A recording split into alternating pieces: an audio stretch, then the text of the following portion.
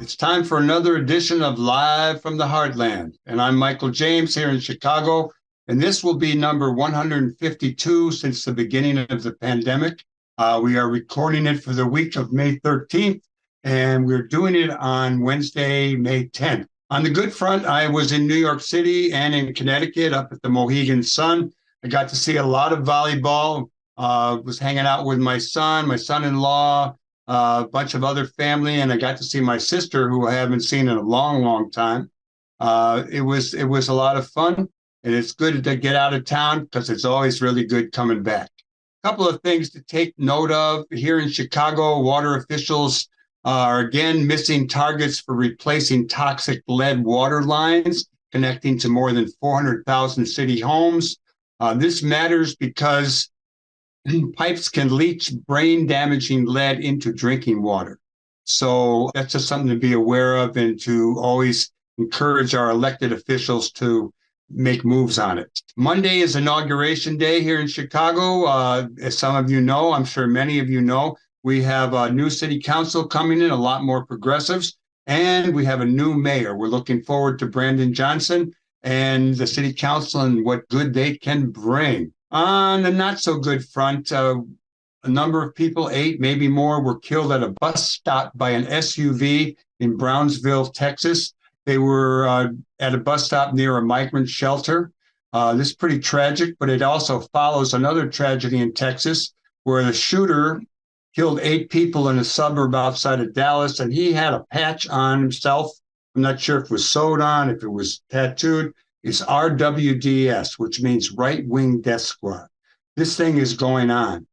On the far right, we noted that the Proud Boys were convicted of seditious conspiracy, including Enrique Tarrio.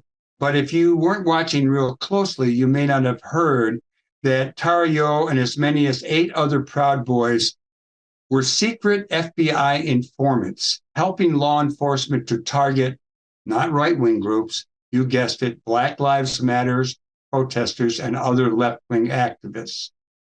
On the good news front, I came upon Peter Schulte's Good News for Humankind. Good News for Humankind. And the other name of that is that he's involved with is Spark of Genius.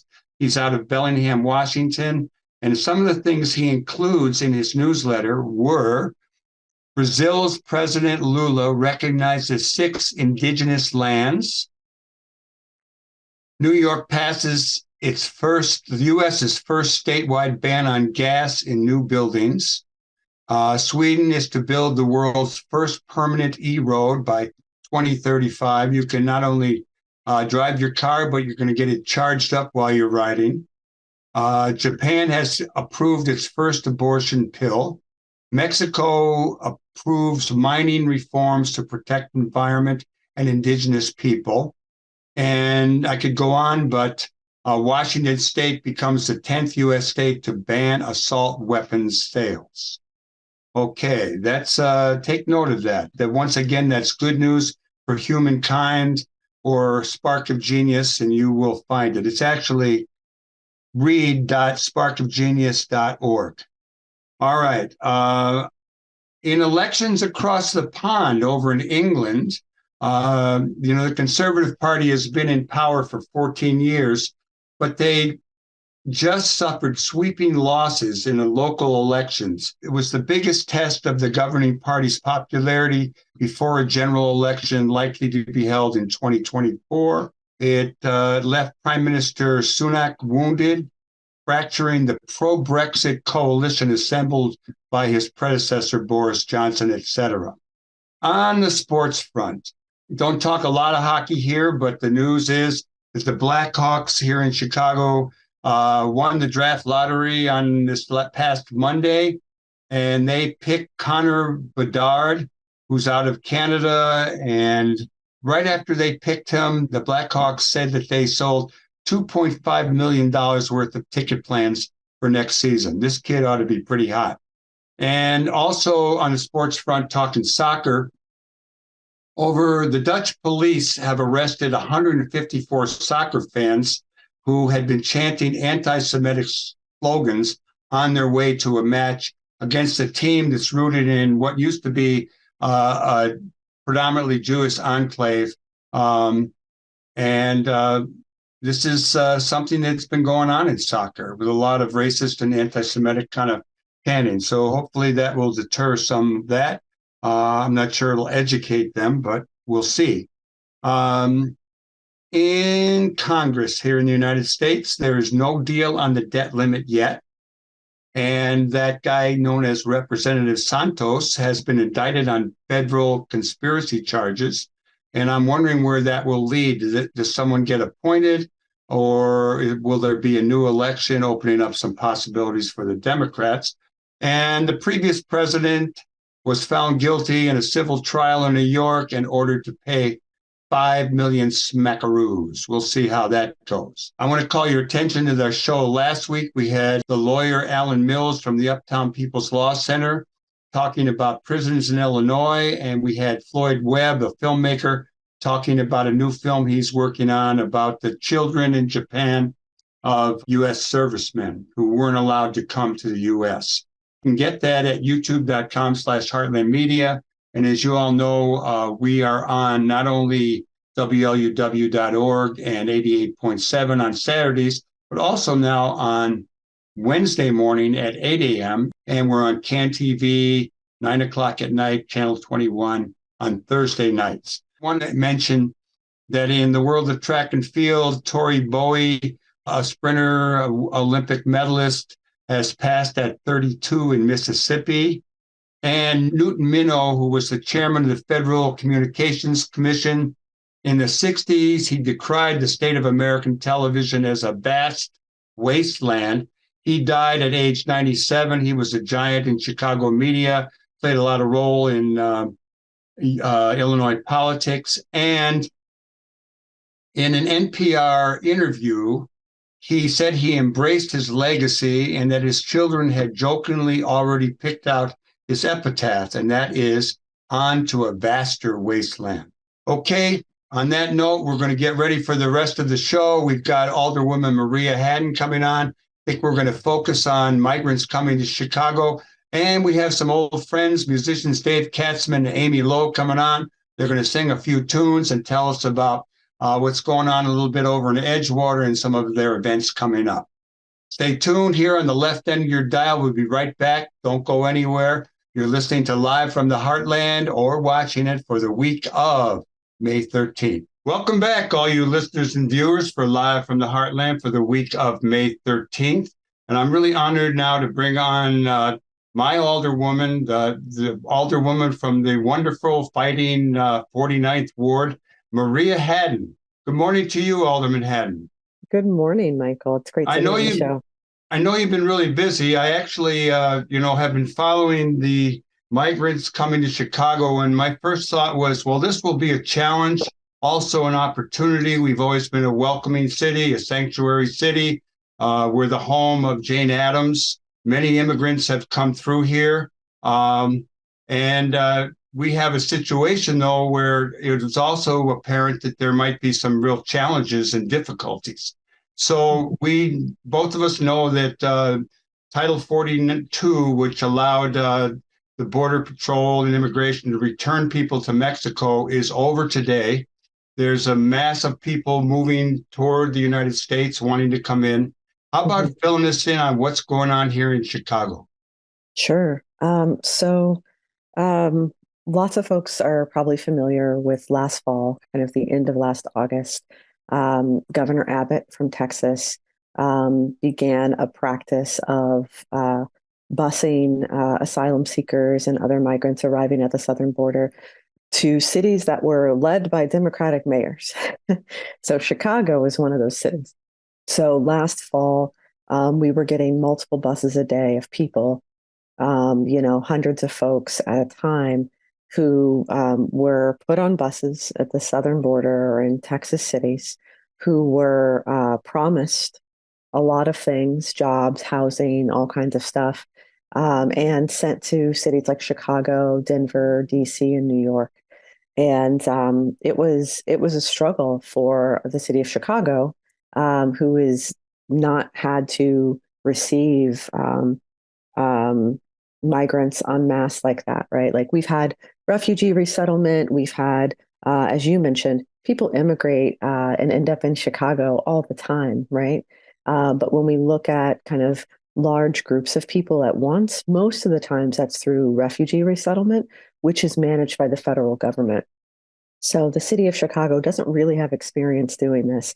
So it was a lot to stand up a shelter system, to set up programs, to contract with nonprofits, to create ways to be able to receive people, give them a dry, safe place to stay, review healthcare, right? Make sure people were in good health conditions because in Texas, a lot of people they were put on these buses. Some after months of travel, maybe several more weeks of waiting at the border, with no services, no care, a lot of children, some infants, and so Chicago has done our best to receive people, to take care of them, and to help them on their way as they start their legal pathway to citizenship. And now the buses stopped end of last fall, but we are looking at them beginning again. So Governor Abbott uh, announced he was going to start again last week. We have received at least one bus, and we're looking at the beginning of a surge that we've already been seeing over the last couple of weeks as families with children, single individuals are arriving about 80 to 100 people a day. We've seen over the last 2 or 3 weeks. And we still have people that came in the fall. So the city's been pretty inundated, our systems are, with the number of asylum seekers and migrants that are here and are finding we're not getting the funding support that we have asked for from the federal government. And we're working out things with our state partners who the state did a lot in the fall, and they haven't been operating in the same way since January of this year. So we're looking to find ways to work with the state, other local partners to kind of better manage the situation so that we don't have to have, I think right now we've got like over 400 migrants sleeping on the floors of police stations, right? So things are not going well. And I'm really hopeful that with better coordination, moving into the next mayoral administration, we're going to see an improvement and a different approach.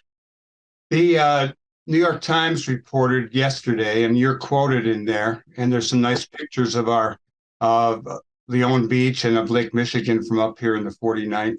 But an article by Julie Bosman basically said, "Open Arms Chicago feels the strains of a migrant influx."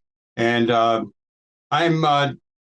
saw that in South Shore there was a meeting, and the city had planned to use an abandoned school and to house people there. And there was really a pretty reactionary response, a negative response, not in our backyard, a NIMBY kind of thing.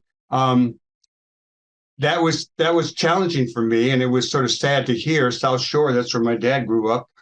And I'm just wondering what your take is on that, and how mixed is the response? I mean, we have in Pilsen, Brian Setcho, I think, and people actually built a shelter or made a shelter so that people could be taken out of the police department. What's your sense of going on with people's response, negative and positive?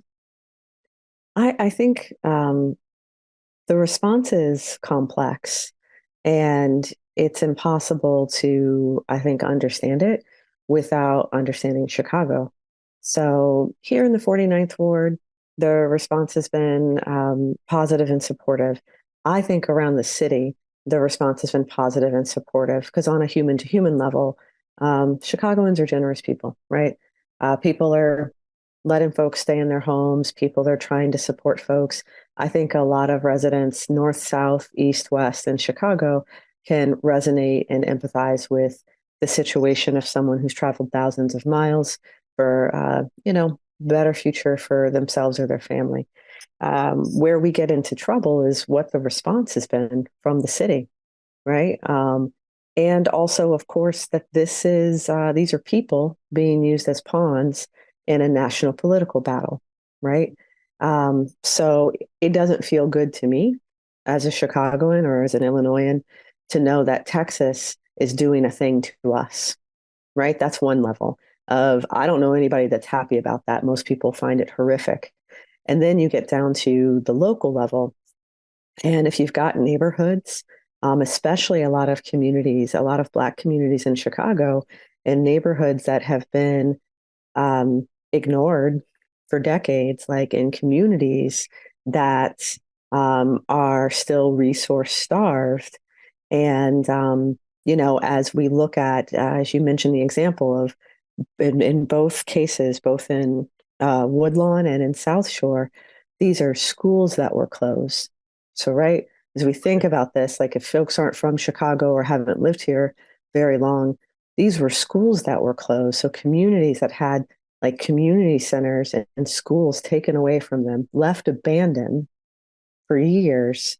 And then because of the urgent nature of the situation, and in some cases, I think because of mistakes made by the current administration, they didn't communicate with people.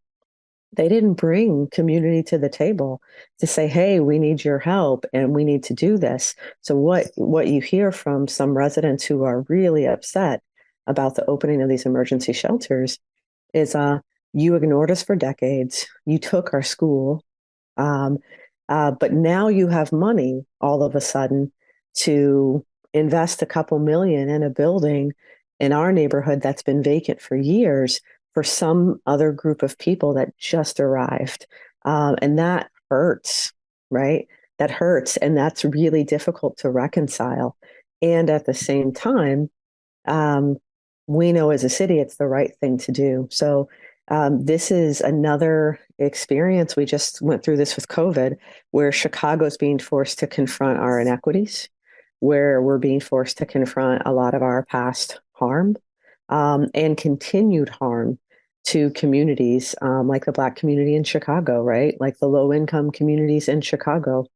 And I like the way you talked about it as an opportunity. I think we're seeing some comments from kind of Mayor-elect Johnson that he sees this the same way, right? We've got a shelter crisis. So what we need to be doing is using this to invest in our broader shelter system. This is going to shelter Chicagoans who are here in need of shelter, and we could be sheltering the new arrivals because Chicago is a welcoming city. Yeah, it is an opportunity. It's a challenge and an opportunity. I noticed that there was going to be a city council committee on budget and government operations in this past Tuesday, a couple of days ago. Mm-hmm. And they were voting whether to approve $50 million for a shortfall. I wondered how that went, and did it happen? And you did mention that the state was helpful until the first of the year. The Fed seems to be a little bit behind the time on this, not really making it, Biden just said it's going to be messy for a while. But that wasn't my favorite response from a guy that we root for some of the time. Yeah, I'll say same. So in fall, in the first wave of folks from Texas, the state took families with children, and the city handled single adults. And imperfect systems, but worked pretty well. The state had resettlement plans for the families that they sheltered in hotels, mainly suburban hotels. And I believe they housed their last, like, kind of 3 families by the end of April. They were able to do that, though, because they stopped taking people in December. So if you think about, kind of a flow of people and a bandwidth for government, the state was able to manage their bandwidth and then cut off the influx. And the city then had to start taking a lot more people. So that's where in January is when we started seeing people have to stay in police station lobbies because they're warming centers. So I think that's an important thing for people to know. We have one 24/7 warming center in the city, a central warming center for folks who are unsheltered and need a place to stay. It is just a warming center. There aren't beds. That was quickly tapped out. And so the other place that we use as a city as warming centers are hospital emergency rooms and police stations. Now, because of the influx of asylum seekers that were arriving, the hospitals quickly were like, hey, our emergency rooms are full already. We can't have folks who might not be sick, right, or who might not have healthcare needs coming here. So police stations became the only place. The city's currently working to set up like additional facilities and has been scrambling for a couple of weeks to do that. But the state has, I think we requested like 54 million from the state in January. They gave us 20. I think they've approved another 10 million. Both the state and the city applied for federal dollars in this first wave of FEMA money that was offered. And combined, right, the state of Illinois and the city of Chicago combined got about $7 million. Now, the city's request was $67 million because what people need to know is like, I think between January to this month, it's costing us between 10 and 20 million a month, like 10 to 20 million dollars a month for the staffing and the space and the food and the supplies for sheltering people. So the federal government, this was a round of funds from FEMA. Apparently, most of it has gone to the southern border cities, which certainly are in need of it as well, and doesn't really account for cities like New York or Chicago or DC or Denver as we think about, yes, there's a need in Texas cities, but if Texas is sending all their people to us, right, how does that work? So there's supposed to be a second round of federal funds, but I'll say I too am not pleased with the federal response, especially since this isn't a surprise. Yeah, I'm in touch with people in El Paso a lot. I go down there for this basketball in the barrio, and we've had not only Beto O'Rourke, but Steve Yellen from Athletes United for Peace on talking about the border and actually talking with some migrants who just crossed over. And I've been hearing from them what their situation is. It's pretty rough down there.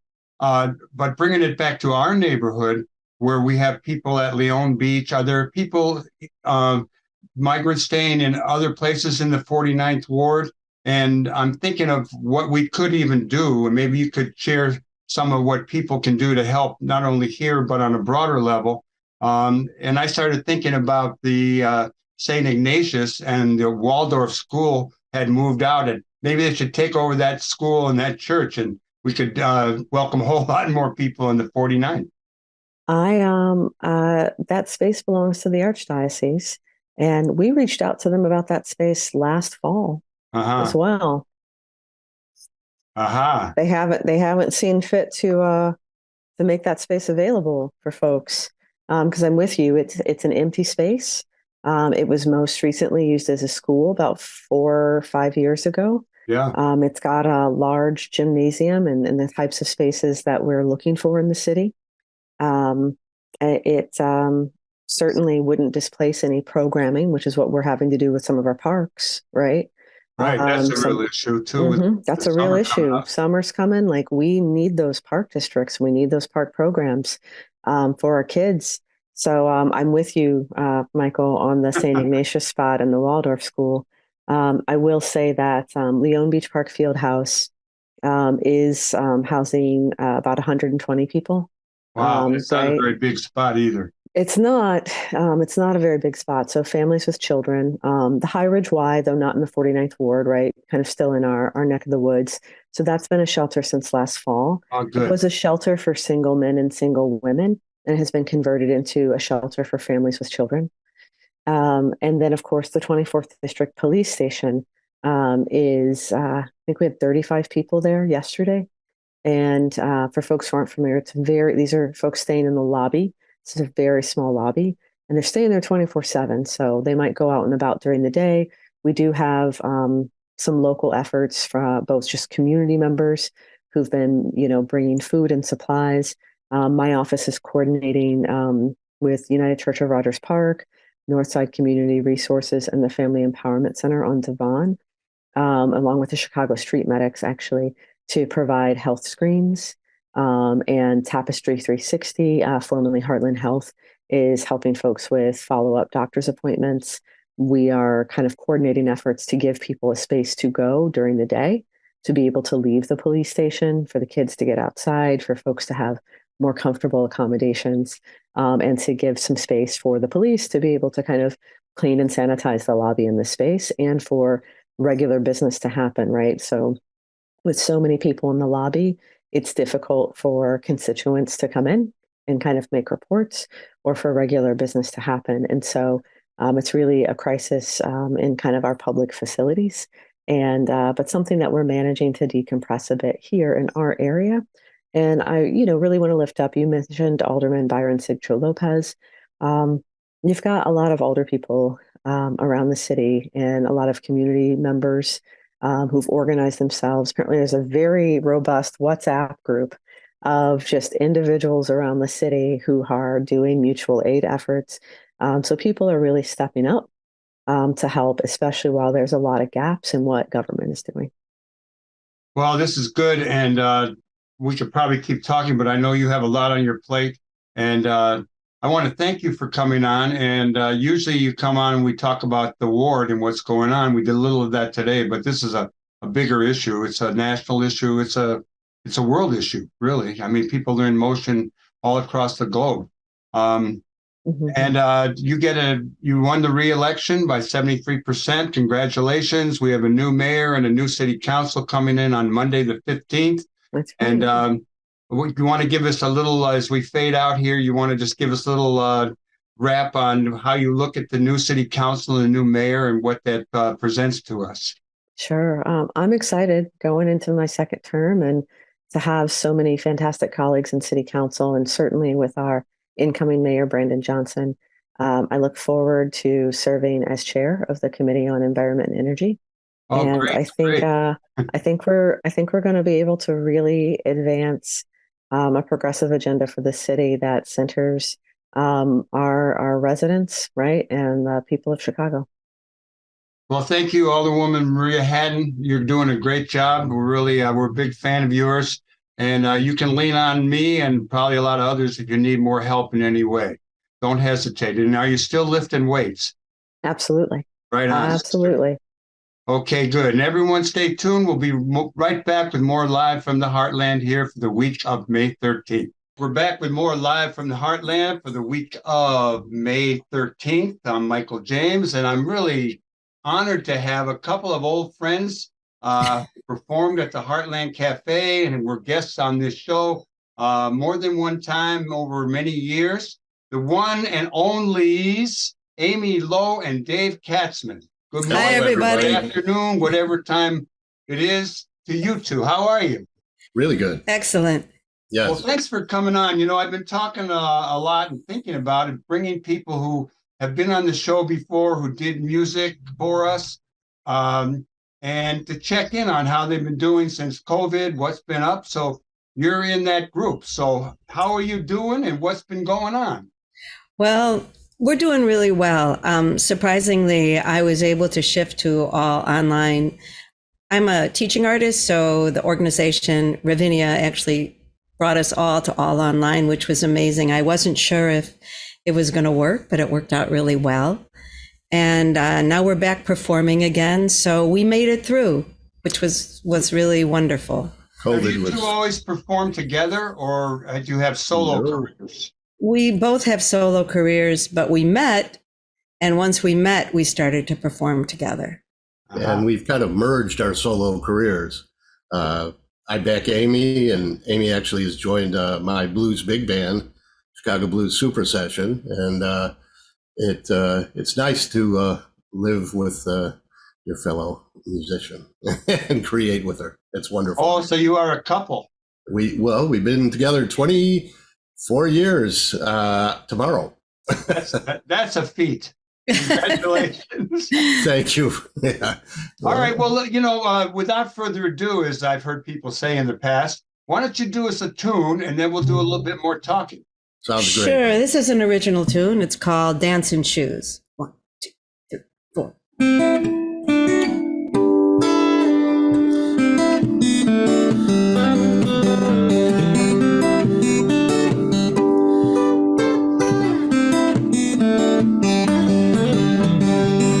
Dust off your dancing shoes. Meet me me down on the avenue. Let's rendezvous about 2:30 on the corner. I'll be waiting for you. We'll go riding in your Chevrolet. Paint the town like modern Monet. Live it up and catch a matinee. Top it off at the cabaret. Oh, baby, you're so sweet. You swept me off my feet, and troubles have taken the back seat, 'cause loving you is easy. After the show, Romeo, let's go. Dancing duo in the moon glow. Hand in hand under the Milky Way, we'll sit and chat at a sidewalk cafe. Then we can hop back into your Chevrolet. A perfect end to a perfect day, 'cause you're so sweet. You swept me off my feet, and troubles have taken the back seat, 'cause loving you is easy. Take it away, Dave.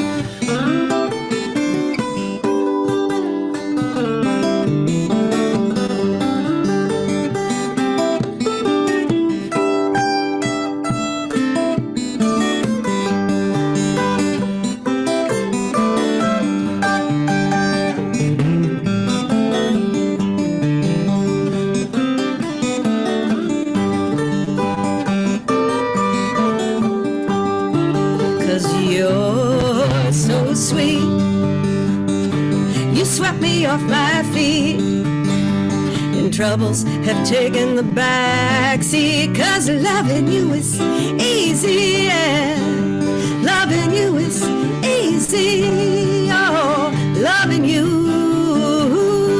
yeah.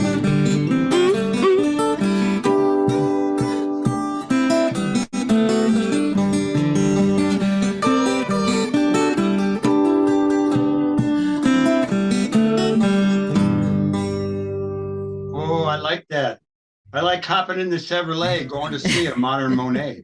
There you go. Thank you. Well, tell me a little bit about each of your own biography. Give me a little biography on you, Dave, and on you, Amy, where you came from, grew up, how you got into music, that kind of thing. Okay, well, I guess I'll start. I'm a son of Chicago, and I heard my first live music on Maxwell Street when I was about 4 years old. My great uncle used to sell socks on Maxwell. And well, my dad and my uncles were all speaking Yiddish. I'd wander off and hear Hound Dog Taylor and Big John Wrencher and, all Nighthawk and all those guys. And I just thought that was what live music was. It was blues. And then I got a little older and heard a little rock and roll and heard folk music and traditional music and things like that. And expanded quite a bit. And I just, my parents put a guitar in my hands when I was 9, and it hasn't stopped since. They just, I guess I used to ask my mom to sing me to sleep instead of tell me stories. So I've been musical all my life, and I toured for 17 years as a technician and a sound man and a road manager for many, many artists, from Bob Marley to Gladys Knight to Mel Tillis, worked with a lot of local bands, was at the beginning of reggae here in Chicago. First time the Itals were at the Quiet Night, and then the first time Bob Marley was there back then. And I had a chance to work with Marley and Tosh and quite a lot of the guys, Freddie McGregory and Dennis Brown and all the guys. Got out of that. I've always been involved in the blues, but I was part of the Chicago Fest amazing thing every year. I was production manager on that. I've been in Chicago all my life doing music, all kinds. So that's basically it. Wow, that's some good stuff. How about you, Amy?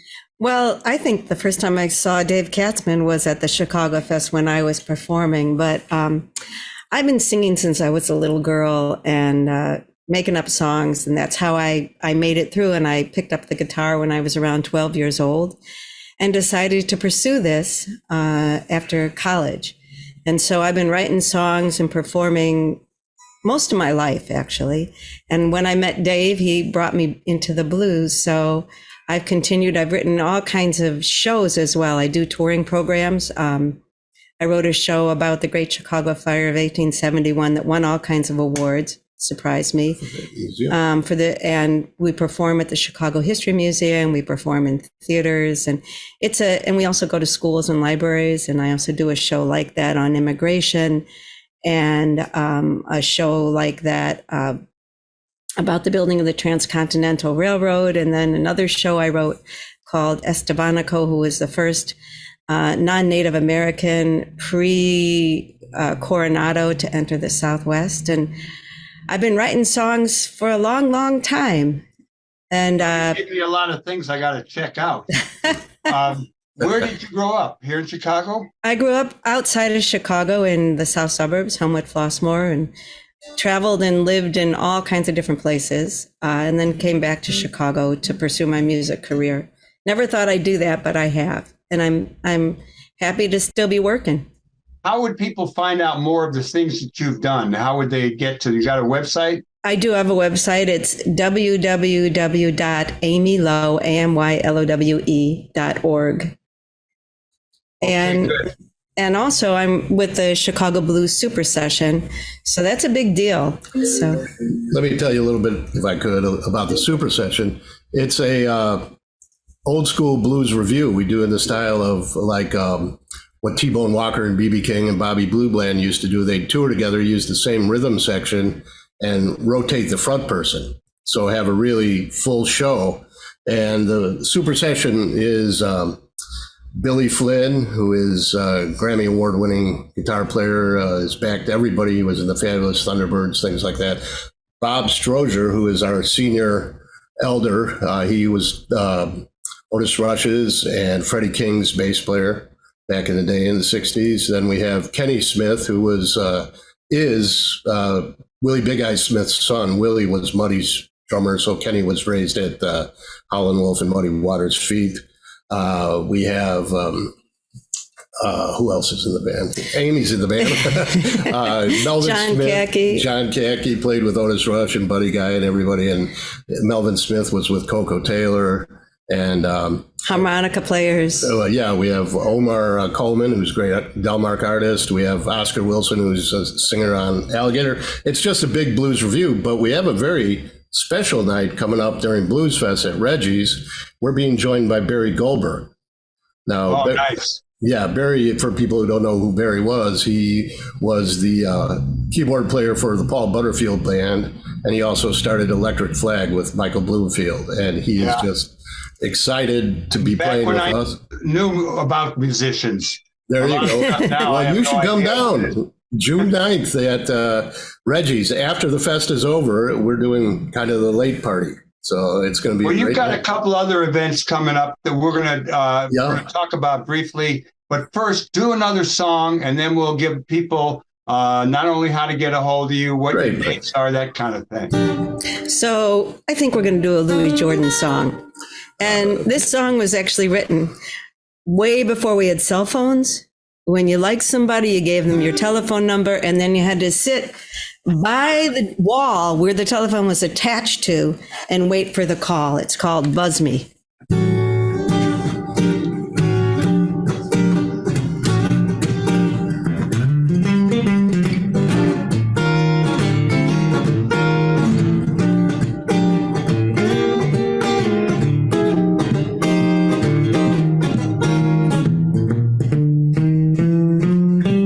When I saw you this morning, baby, tell me, why did you walk away? When I saw you this morning, baby, tell me, why did you walk away?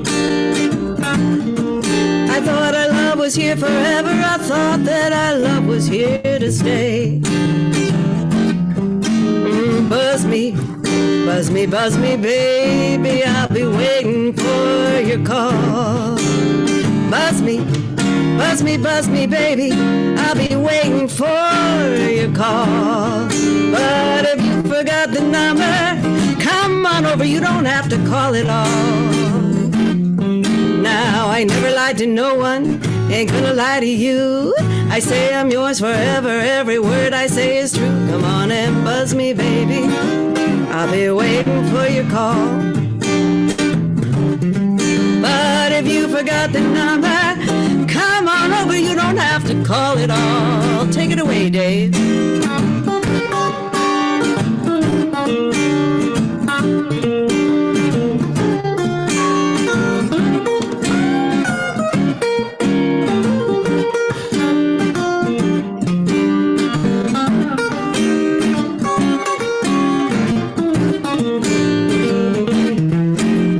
I never lied to no one, ain't gonna lie to you. I say I'm yours forever, every word I say is true. Come on and buzz me, baby, I'll be waiting for your call. But if you forgot the number, come on over, you don't have to call at all.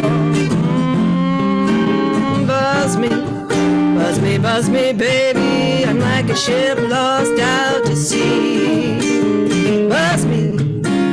Buzz me, baby, you mean so awfully much to me. And when I get my arms around you, ain't gonna let go till 2050, till 2060, till 2093. Whoa. Well, that's a good one. Well, I tell you, I wanted to sing. I thought I'd mess it up, though. But that one gets you going.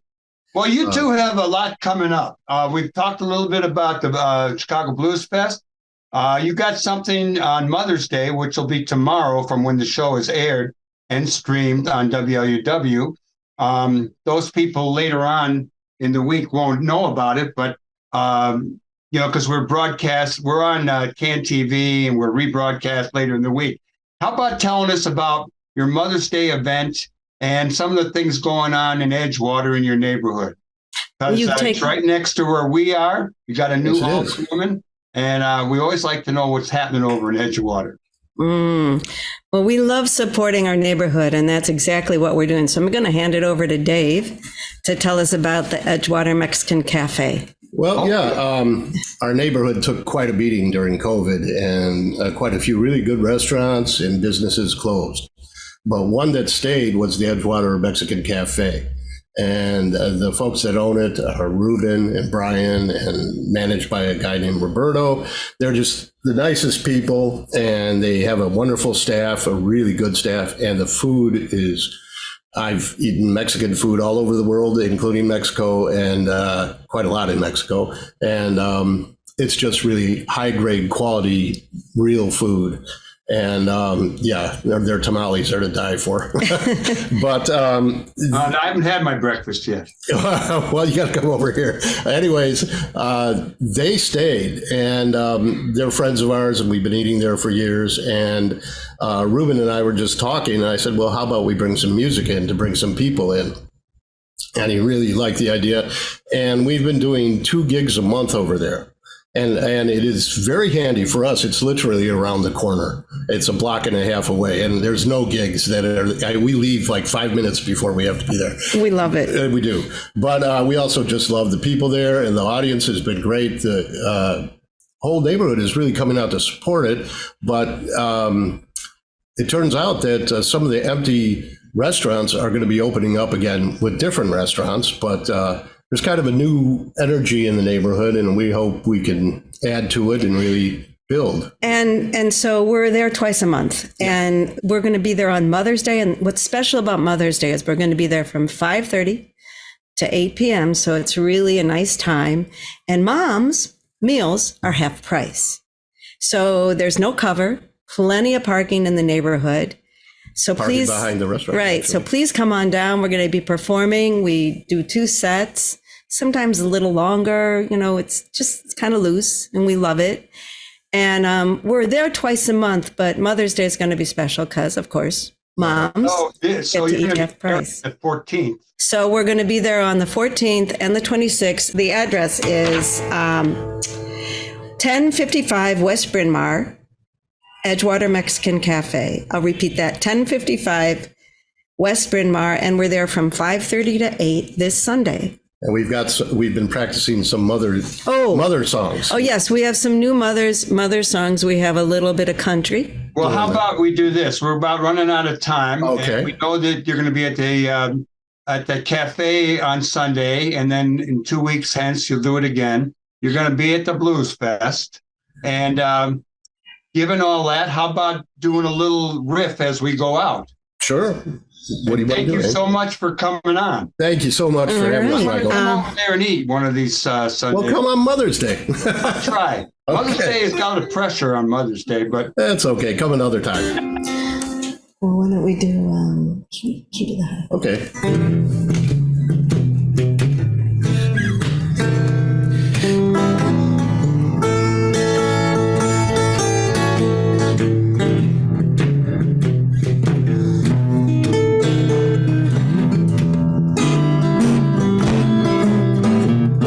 I got a key to the highway.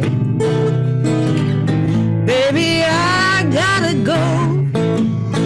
I'm gonna leave here running, 'cause walking is just too slow. I'm going back to the border, baby, where I'm better known, because you haven't done nothing but draw a good woman from her home. Go on, Dave.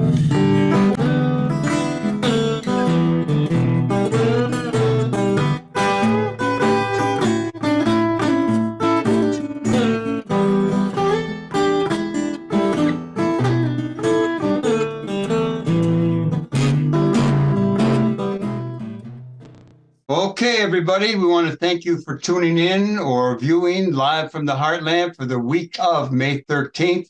I want to thank our guests, Alderwoman Maria Hadden, musicians Dave Katzman and Amy Lowe. I want to always thank the people who make the show possible, our engineer Hal James, our sometimes co-producers Katie Hogan and Tom Clark, certainly Lynn Orman, who does all the music booking for us. And we got a number of interesting people coming up in the not too distant future.